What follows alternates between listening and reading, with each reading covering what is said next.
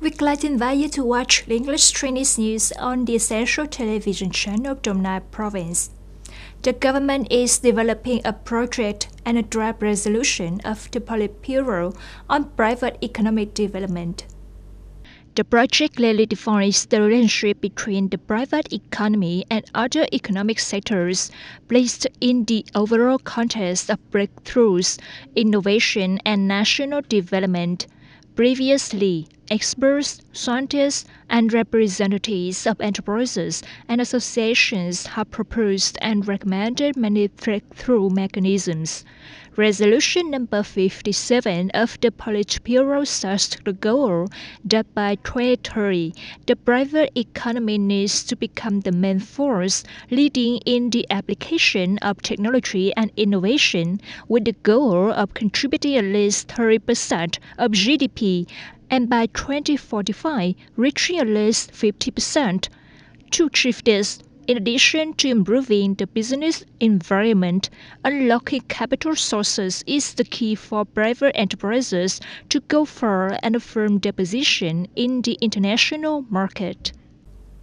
The Ministry of Finance is coordinating with relevant units to build a crypto assets trading floor in Vietnam to control risks and protect investors' rights.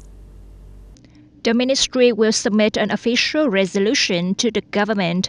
The representative of the Ministry of Finance said that the development of a legal framework will help Vietnam avoid potential risks while perfecting the legal corridor so that organizations, businesses, and investors participating in the market can be more transparent and safe. In the immediate future, the operation of crypto assets transactions will follow a trial mechanism to help management agencies monitor and evaluate market practices. From there will be a basis, experience, and accumulation, and promulgation of official legal regulations for crypto assets transactions. According to the announcement of the Treasury Statistics Office, Ministry of Finance, the Index of Industrial Production (IIP) in the first quarter of 2025 increased by 7.8% over the same period in 2024, of which the processing and manufacturing industry increased by 9.5%, which is considered the highest growth rate in the period 2020-2025. Key export industries contributing greatly to the growth of industrial production all grew by more than 10%, including motor vehicle manufacturing, leather and related products manufacturing, wood processing and manufacturing of products of wood, bamboo, and rattan, manufacturing of electronic products, computers, and optical products. However, some manufacturing industries face difficulties, with IIP industries decreasing or increasing slightly, such as electrical equipment manufacturing down 1.1%, beverage manufacturing down 0.7%, especially crude oil and natural gas exploitation continued to decrease sharply by 9.6%. Since the beginning of the year, labor recruitment activities in Đồng Nai have been bustling as businesses need to recruit a large number of workers to serve production. However, the current difficulty is that the source of recruited labor is increasingly scarce. Đồng Nai Provincial Employment Service Center, under the Department of Home Affairs, has just organized the first job fair in 2025 with the participation of 30 businesses. We need to recruit more than 8,500 workers.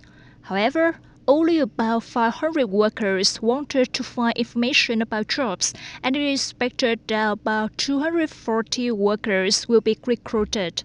Currently, the labor source is very scarce. The company has posted recruitment on many channels and gone to remote areas to recruit workers. In the first quarter of 2025, about 500 businesses registered to recruit more than 24,000 workers in many job positions.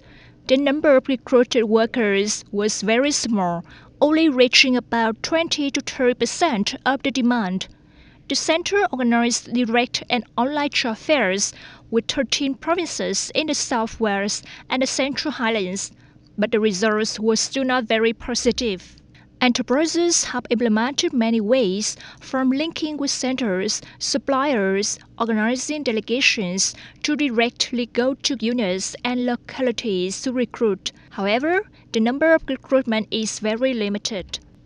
The Provincial Department of Home Affairs emphasized that to overcome difficulties in recruiting and retaining employees, salary and bonus are one of the important conditions. Vice Chairman of Đồng Nai Provincial People's Committee Nguyễn Sơn Hùng has resigned and issued an official dispatch on organizing fireworks displays to celebrate the 50th anniversary of the liberation of the South and national reunification.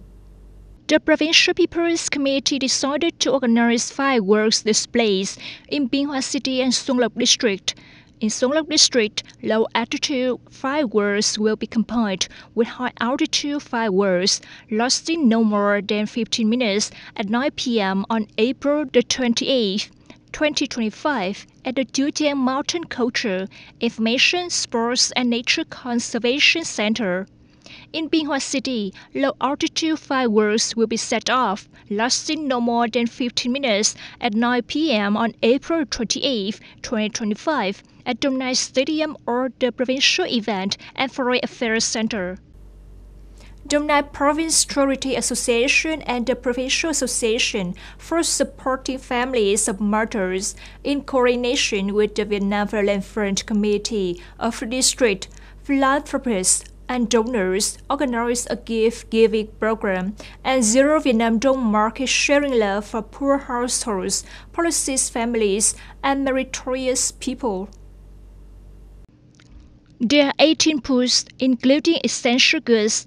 150 poor households in Ma Đà Commune, Vĩnh Cửu District, attended the Zero Vietnam Dong Market and received gifts and market vouchers worth 640,000 Vietnam Dong.